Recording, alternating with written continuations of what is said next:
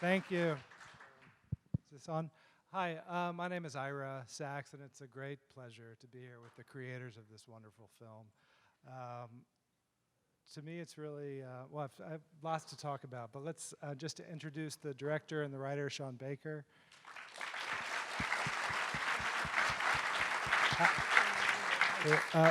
Maya Taylor.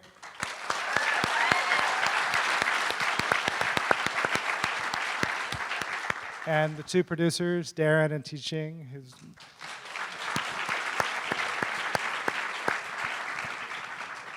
I just really want to thank you for making a great American film. It's really an astounding piece of work.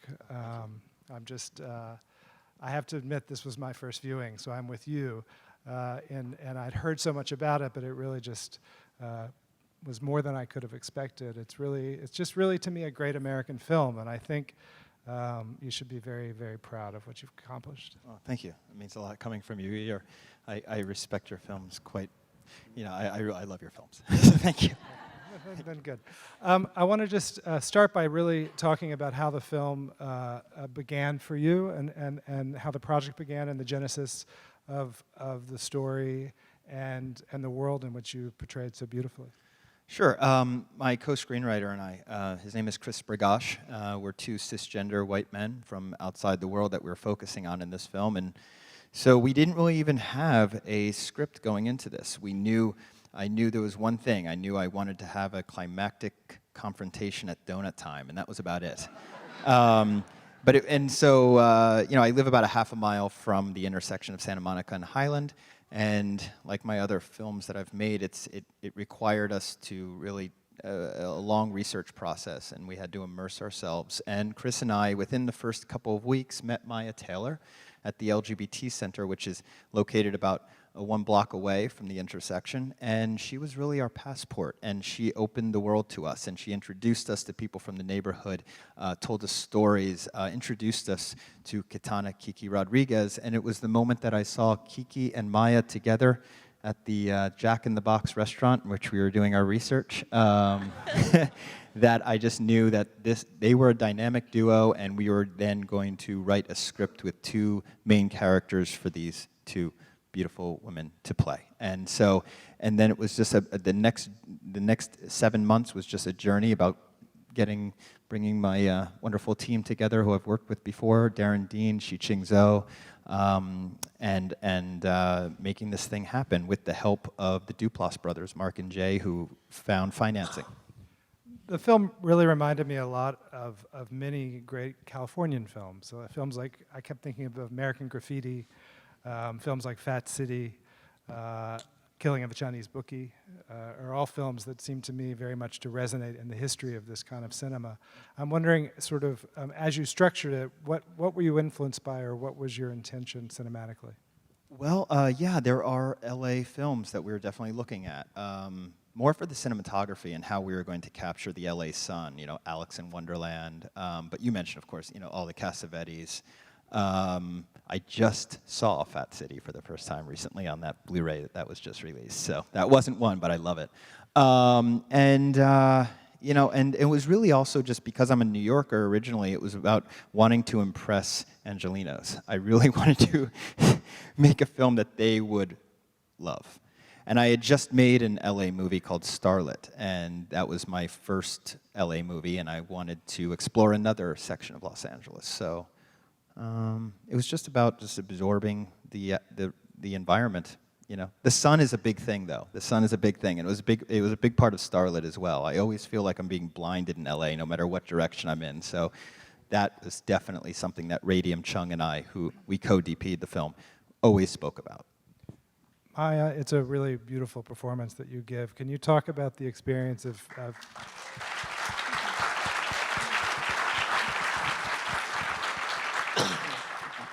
Can you talk about the experience of meeting Sean and starting on this adventure with him, and also what your experience has been in terms of acting previously? Well, my experience with meeting Sean, like I tell everybody in all of my interviews, I saw Sean, and he came up to me and everything, and I was like, okay, this guy's hot. I want to talk to him. So so I talked to him, and I'm glad that he was hot because I talked to him, and here I am today. So, yeah, my experience has been wonderful. Never in a million years did I think that it was gonna grow to be this big. I thought I was just doing just a regular, simple project, and here I am today. It's a blessing. I have another movie that I did. It's a short film called Happy Birthday, Marcia. And then I have another film that I'm doing on December the 12th. I go to film it on December the 12th. And it's called Diane from the Moon. So, yeah, great things have been happening. And I'm developing my own TV show. Yeah.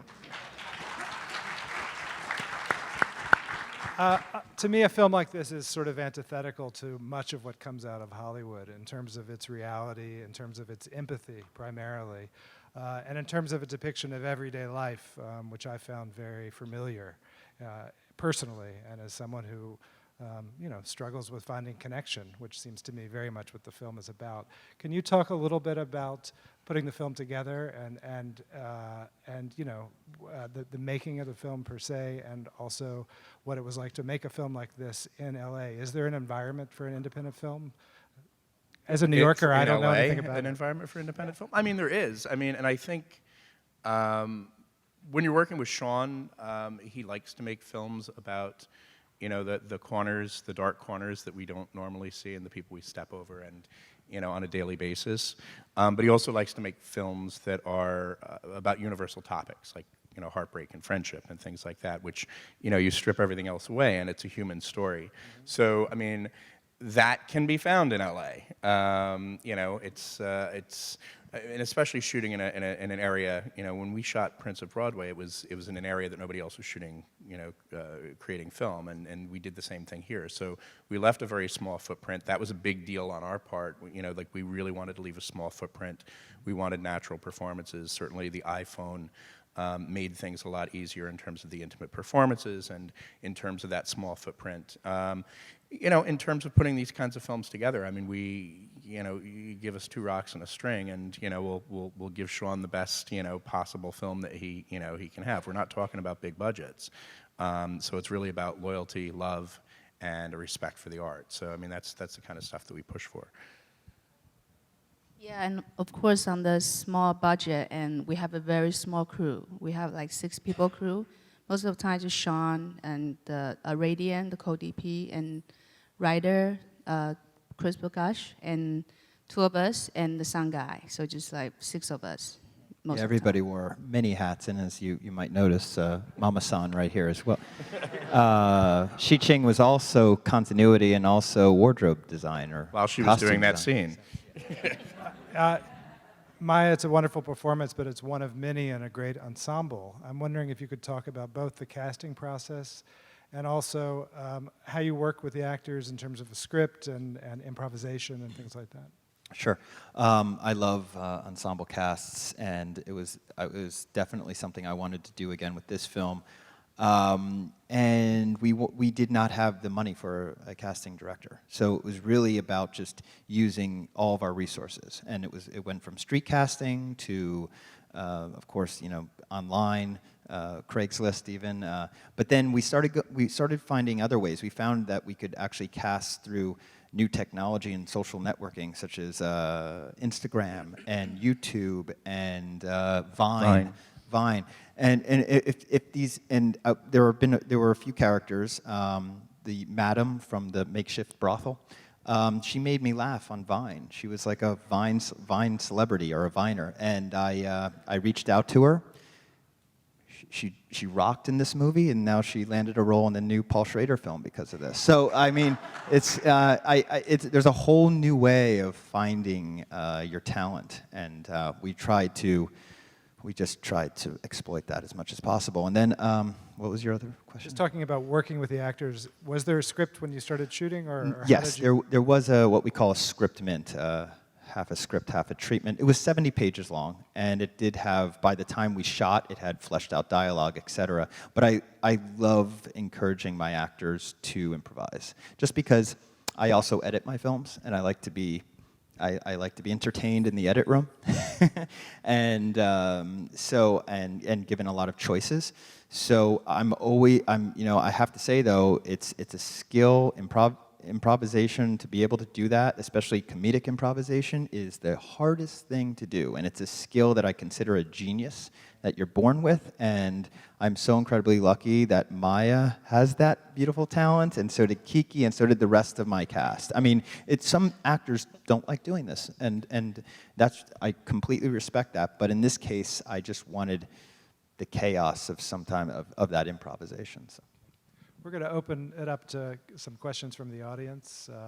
I'll repeat the questions after people have them if anyone would like to ask any of these folks. Yes? The question was about the tracking shots at the start of the film and how technically did you make those happen? Sure. Yeah, the iPhone freed me up in many ways. My other films are very locked down, not locked down, but handheld, and they don't move much. And then this thing, I think it was in the second day of shooting, we were shooting Kiki exiting Donut Time, and I decided I happened to ride my bike to set. I'm still a New Yorker, you see. I bring my bike to LA.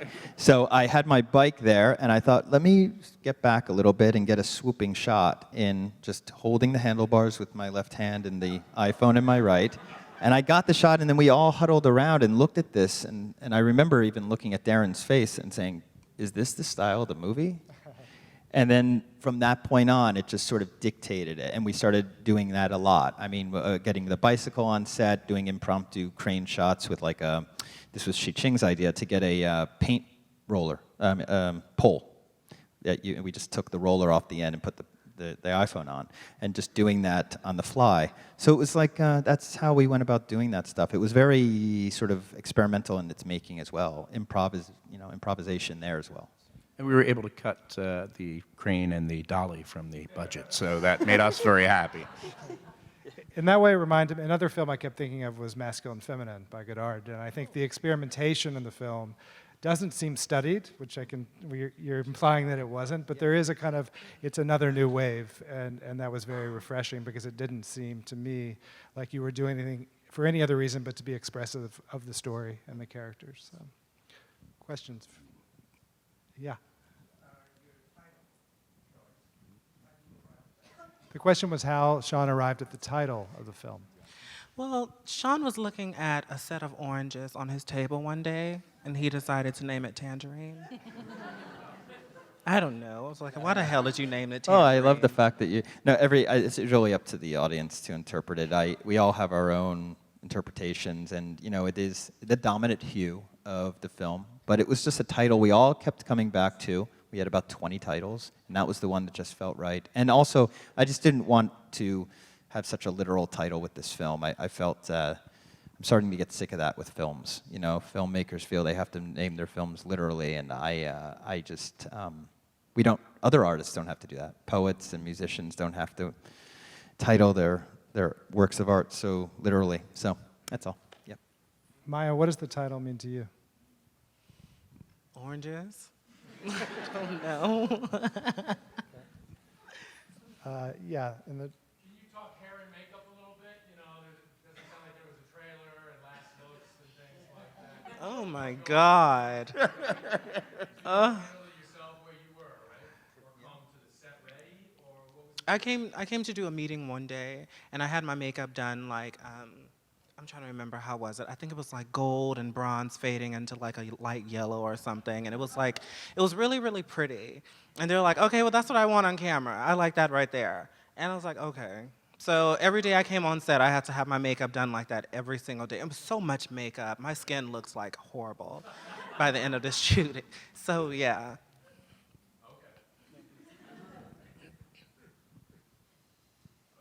Yeah, I really loved the film.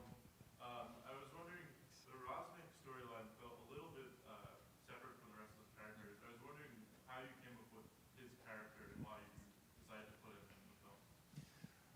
A few different reasons, and one of them has to do with Karan Karagulian, who plays Rosnick. I've used him 5 times now. I love him, and I actually reached out to him and I said, I'm making a film about 2 transgender sex workers in Los Angeles, and I'm not sure how I'm going to work you into this one.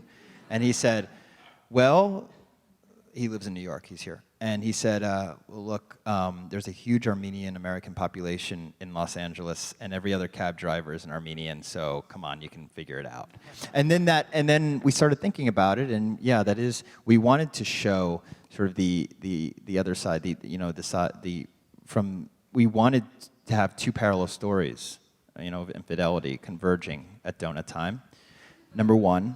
And also, it's a sad state of affairs. Transphobia is extreme in Armenia, even more extreme than it is here. So there's that element. And also, I actually don't think it's that separated. I think it's another underrepresented group in Los Angeles that, that we're focusing on. So. Yes. This last question kind of touched on the question that I was thinking about, and that is,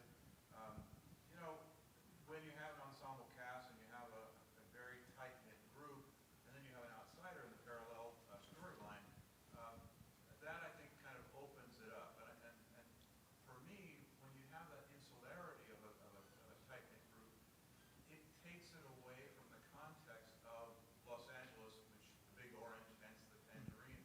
And if you look around, I mean, I grew up in Los Angeles, although nobody really grows up in Los Angeles.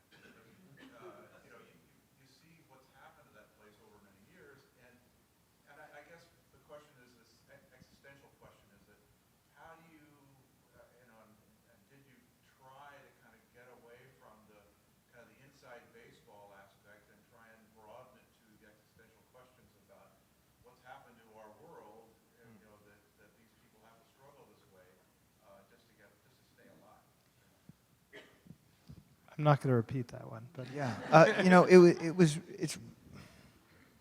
that's what's happening in that area, and it was really the location that drew me there, at first, and we wanted to accurately show it, and so it was really just about portraying what these women have to go through, why not exactly why they're out there. See, we didn't actually want to focus on the plight because we felt that telling more of a universal story would reach a greater audience, and then therefore, hopefully, an audience will connect enough with Alexandra and enough with Cindy and love them enough that they'll go home and then do their homework. That was ultimately, I think, the goal, but it was just, I felt I had to accurately depict that neighborhood, and that's what's happening. I mean, there are transgender women of color who come from poverty who are forced to be out there because they have nothing else. And because of discrimination and oppression, they have to resort to this underground economy. And that's what we wanted to show. Did you have a cover for the LAPD? Well, he had permits and stuff, right? Yeah. we got time for a couple more questions. Yep. I used to own an iPhone 5. Did you do anything special visually? I mean, I don't know if my phone ever would have taken a picture. And two, did you do anything, did you use the iPhone 5 sound, or you supplemented with something else? So the question was about the iPhone. Did he do anything cinematographically, particularly to get these images, and what about sound? It was the iPhone 5S, and so it was an upgrade from the 5. It actually did have a better... No, that's one of the reasons we went ahead and did it, because there was such a leap forward with the camera. There's an app called Filmic Pro, which allows you to shoot at 24 frames a second and lock all the other features you need.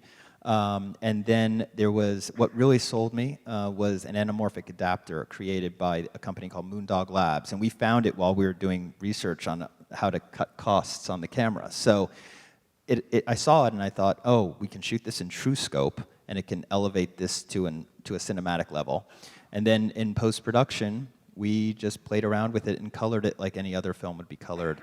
At first, it was going to be desaturated. Because audiences usually relate desaturation with reality, and that's how I thought it was going to be. But during the initial test that I shot with Maya and Kiki, I applied that look to it, and it felt very dishonest. Something did not feel right about the world that I had just been shooting in, and then we went the other way. We pumped the colors, and everything just felt more honest. Even though it's hyper-real, it felt more honest to us. So, there's a lot of color work. One last question here, yeah. The music is so important to setting the tone.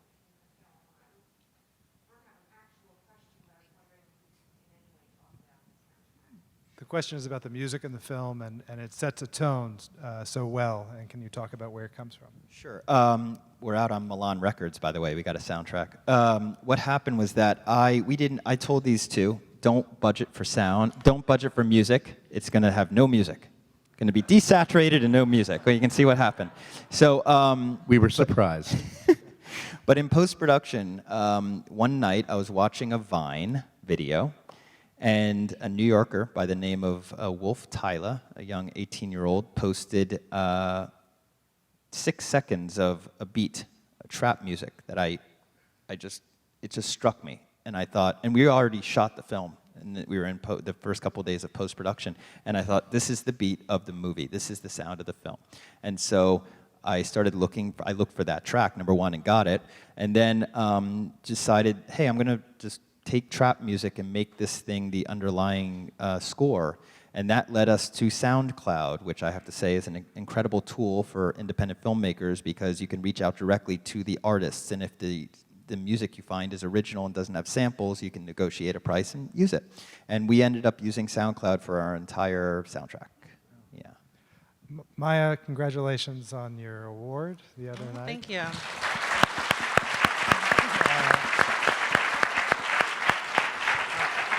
I just want to ask you and Sean one last question. Can you tell us what it's been like and whether you feel any burden as a sort of representation of transgender actor on the level that you've achieved so quickly?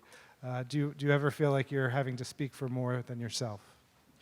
No, I actually want to speak for more than myself because I'm the type of person, I don't ever make anything about myself. I always think about other people. In a lot of my interviews, people ask me, so how's your life been since this movie and everything?